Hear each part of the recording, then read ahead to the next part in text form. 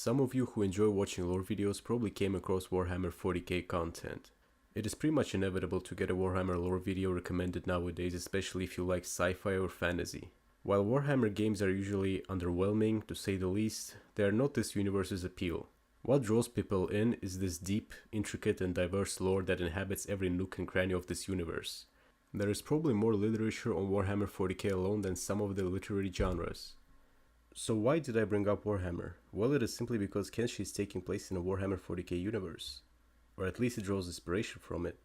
Some people in the comments on my lore videos found the similarities themselves. So let us dive into the main talking points. First, let's take a look at actual similarities of Kenshi and Warhammer 40k lore. Kenshi as a game takes place on a ravaged desert planet, which is technically a moon or a satellite of a bigger celestial object. The immediate lore and gameplay are pretty straightforward. Everyone is miserable and our goal is to be slightly less miserable than everybody else. At first glance it seems like a medieval dystopia with a mix of Asian, Western and Middle Eastern cultures, but as you progress in the game you start noticing something. That something is that the game has futuristic technology. You can even make your character an actual robot. And robots, or skeletons as we call them, are a very common sight in Kenshi. Moreover, there are tech ruins, fighting spider robots and even remains of robotic giants littering the desert. What first seemed as a medieval dystopia is actually a post-apocalyptic dystopia. The lore states that many thousands of years ago, Kenshi was home to an extremely advanced spacefaring civilization. They were so advanced that they created sentient robots to perform menial and dangerous tasks unfit for biological life. They lived almost utopian lifestyles, and the robots were okay with it for the most part.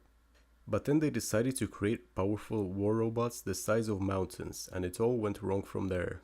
They called these giant machines behemoths, and thanks to them they won in a war against an unknown but a very powerful external enemy, possibly originating from outer space.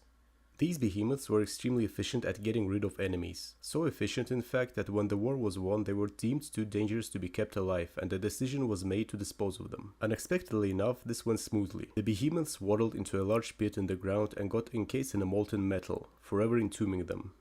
You can see what remains of them in the game itself, in a location called Obedience, named after the event itself. But sometime after that, the small brethren of the behemoths that weren't deemed dangerous rose up. It is speculated that this was directly caused by the events of the Obedience. And they weren't pulling any punches either. The war was so devastating that entire continents were deformed, mountains were shattered, rivers evaporated and ground melted. They even somehow tidally locked the planet forever.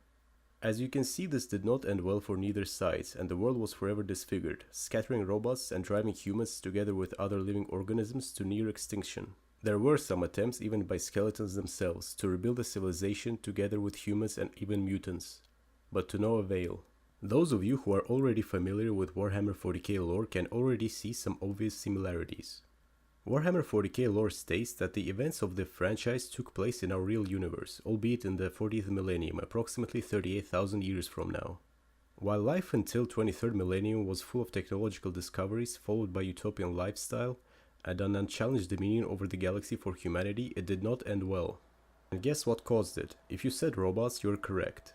In the 23rd millennium, the event called the Cybernetic Revolt took place, where every sentient machine rose up against humanity and waged an intense genocidal war, crippling it forever.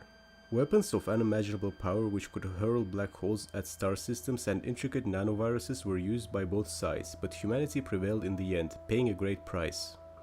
Right after that, powerful warp storms appeared due to birth of the new chaos god Slanesh, causing the interstellar travel to be unachievable for thousands of years, isolating humanity from itself and sending it to a techno-barbarian dark age, just like Kenshi. While the similarities are obvious, can we assume that the moon of Kenshi is indeed located in the Milky Way galaxy sometime between 20th and the 40th millennium? Can we hope to see space marines eradicating skeletons, hivers and shek in the name of the Emperor and fulfilling the Holy Nation's prophecy of a Messiah? Let's perform a thought experiment. Let's assume that Kenshi is indeed located in the Milky Way galaxy in the Warhammer 40k universe. Now we only need to determine when the in-game events are happening. It is safe to say that Kenshi takes place after the 23rd millennium, due to the Cybernetic Revolt. Kenshi lore states that it has happened thousands of years ago, therefore we can assume that we are close to the 30th millennium. If Kenshi's events do indeed take place near the 30th millennium, then it means that the Great Crusade is coming soon or is already happening. The Great Crusade is the event during which humanity, under the leadership of God Emperor of Mankind, ventured back into the stars and started reconquering the galaxy. They were getting rid of all the encountered Xenos, destroying any remnants of the cybernetic revolt, and incorporating surviving human worlds into the Imperium. When a human world was encountered, it was presented with two choices: join the Imperium willingly or be subdued by force. In both cases, the Imperium's ideology and agenda would be instilled over the planet. So what would happen if Kenshi was encountered by the Imperium? Since Kenshi does not have a central government, negotiations would not be possible. Imperium's forces would instantly descend onto the land and enforce their rule. Due to Imperium's policies, any non-human species would immediately be eradicated. Shek, hivers, gurglers, and any other sentient species would be swiftly dealt with.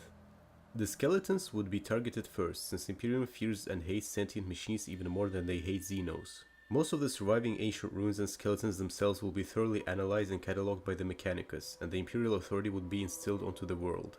It is possible that the planet will be deemed too far gone to be reclaimed, and if that happens, the Imperium will perform an Exterminatus. This means that they will either burn away the atmosphere, bombard the planet with virus bombs, or simply shatter the planet itself.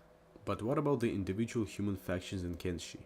There are only two factions that have a somewhat decent territory and forces to enforce their laws over that territory, those being the Holy Nation and the United Cities. But both of these factions contradict Imperium's policies and beliefs. The Imperium of the 30th millennium was very different from the Imperium we know today. Before the Horus heresy, the Imperium was very atheistic and did not allow worship to any deities, even the Emperor himself. Therefore, the Holy Nation, or at least its leadership, would be completely dismantled, but I think most citizens would be left alone as long as they accept this new status quo. The United Cities, however, are a different story. They are not religious at all, but since they live side by side with all the Xenos and skeletons, they might be considered impure and be purged from the face of the planet. These are the main talking points I wanted to cover for this topic. If you think whether or not Kenshi is indeed based on Warhammer 40k universe, let me know in the comments. If you want me to cover lore or any other game or a universe, you can also ask for it in the comments. I usually do a lot of polls to decide what the audience wants to watch next, so you can vote in my channel's community tab. Thank you for watching and goodbye everyone.